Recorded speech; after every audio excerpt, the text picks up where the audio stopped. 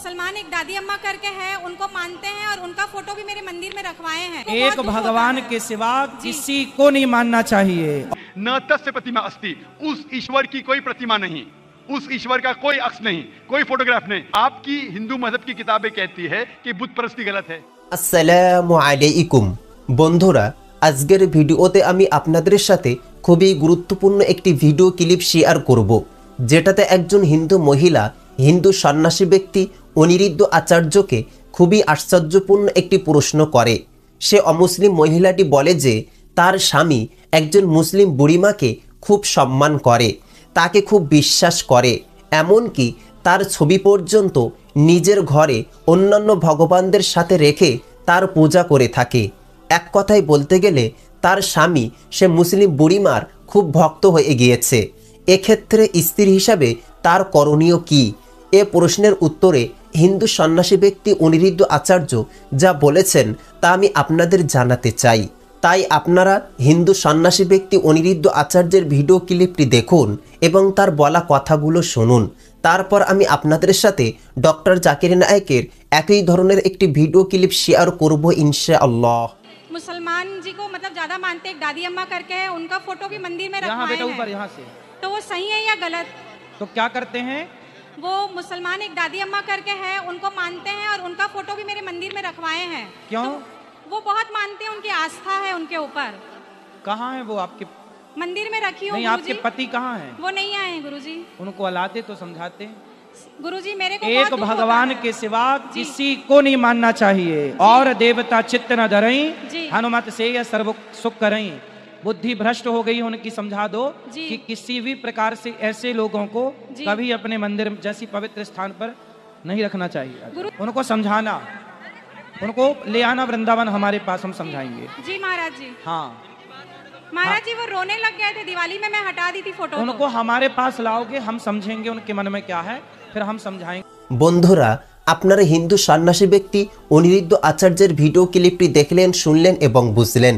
এবার আমি আপনাদের সাথে ডক্টর জাকির নায়েকের একটি ভিডিও ক্লিপ শেয়ার করব, যেটাতে একজন অমুসলিম মহিলা তাকে বলে, তিনি তার লেকচারে বলেছেন যে প্রত্যেক মানুষ পৃথিবীতে মুসলিম হিসাবে জন্মগ্রহণ করে, তবে বাহ্যিক দিক থেকে দেখা গেলে একটি শিশুর ধর্ম তার পরিবারের ধর্ম অনুযায়ী হয়ে থাকে। অর্থাৎ কেউ যদি হিন্দু পরিবারে জন্মগ্রহণ করে তাহলে সে জন্মগতভাবে হিন্দু হয়, এবং খ্রিস্টান পরিবারে জন্মগ্রহণ করলে তার ধর্ম খ্রিস্টান হয়।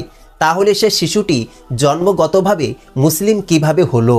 এ প্রশ্নের উত্তরে ডক্টর জাকির নায়েক খুবই যুক্তিসঙ্গত কিছু কথা বলেছেন। আমি আপনাদের সাথে ডক্টর জাকির নায়েকের সেই ভিডিও ক্লিপটি শেয়ার করতে চাই। আপনারা তার ভিডিও ক্লিপটি দেখুন এবং তার বলা কথাগুলো নিজেই তার মুখে শুনুন। मेरा नाम वैशाली। सर, मुझे एक क्वेश्चन पूछना था। आप क्या इस बीच में पूछा है, मतलब कहा है कि हर इंसान मुस्लिम कह के ही जन्म होता है। तो मेरा तो मानना है और सभी का यही कहना है कि जब बच्चा होता है तो उसका धर्म उसके माँ बाप के धर्म अनुसार होता है। तो ये कैसे होता है? बहन का सवाल है कि मैंने कहा मेरी तकरीर में कि हर बच्चा जब पैदा होता है मुस्लिम पैदा होता है। तो बहन पूछ रही है कि बच्चे का धर्म अपने वालिदैन का धर्म होता है। वो बच्चा पैदा होने के बाद जब बच्चा पैदा होता है तो मोहम्मद सल्लल्लाहु अलैहि वसल्लम फरमाते वो दीनुल फित्र में पैदा होता है। मतलब वो ही कर रहा है जो उसका खालिक, उसका ईश्वर, उसका अल्लाह चाहता है। वो सांस ले रहा है उस तरीके से जिस तरीके से अल्लाह चाहता है, उसका खालिक चाहता है। वो जी रहा है उस तरीके से, वो फितरत पे जी रहा है। उसके बाद वो अपने वालिदैन के बताए हुए रास्ते पे चलने लगता है।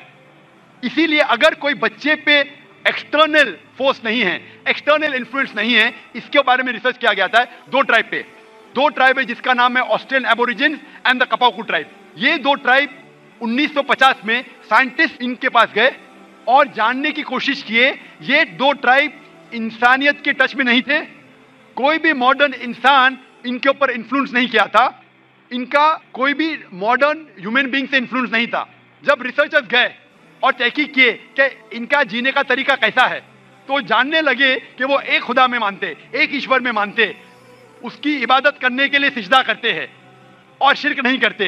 वो तहकीक करने के बाद पता चला कि वो इस्लाम फॉलो कर रहे, नाम से मुसलमान नहीं थे लेकिन जिंदगी के बसर करने का तरीका इस्लामिक था। तो इससे ये हमें पता चलता है कि अगर कोई बच्चा पैदा होता है और उसे आप अलहदा रखते, उसके ऊपर कोई इन्फ्लुएंस नहीं, ना वालिदैन का, ना बड़ों का, ना टीचर का, वो बच्चा मुस्लिम जैसे जिएगा। मुसलमान मतलब अपनी जिंदगी खुदा के अहकामात के मुताबिक बसर करना, अपनी जिंदगी बसर करना खुदा के मुताबिक। ये साइंटिफिक रिसर्च है। इसीलिए मैं कहता हूं हर इंसान जब पैदा होता है, मुस्लिम पैदा होता है, उसके बाद उसके वालिदैन उसे गलत रास्ते पे ले जा सकते हैं। हो सकता है कि बुत परस्ती करते, हो सकता है कि आग को पूजने के लिए कहेंगे। इसीलिए कोई गैर मुस्लिम जब मुस्लिम बनता है, कन्वर्ट कहना गलत है। कन्वर्ट मतलब एक रास्ते से दूसरे रास्ते पे जाना। रिवर्ट मतलब एक इंसान सही रास्ते पे था, फिर गलत रास्ते पे जाता है, फिर से सही रास्ते पे आता है, उसे कहते हैं रिवर्ट। हिंदी या उर्दू में कहूंगा मैं, नौ मुस्लिम कहना गलत है, हिंदी में कहूंगा लौटा हुआ मुस्लिम। ये मेरे खुद के अल्फाज है, लौटा हुआ मुसलमान। इसलिए मैं आपसे पूछना चाहूंगा बहन, क्या इस्लाम के बारे में कुछ जानकारी है आपको? सर मैं रहती हूँ डोंगरी पे, मेरा फ्रेंड सर्कल भी ज्यादा मुस्लिम ही है और मैं ज्यादा जानकारी के लिए यहाँ पे हूँ। माशाल्लाह। आप मानते हैं कि खुदा एक है? जरूर। आप मानते हैं कि बुत परस्ती गलत है? जी नहीं, मैं यही जानती हूँ कि परमेश्वर, ईश्वर, अल्लाह और जो भी कुछ है वो सब एक ही है। जी हाँ, लेकिन आप मानते हैं कि बुत परस्ती गलत है कि सही है?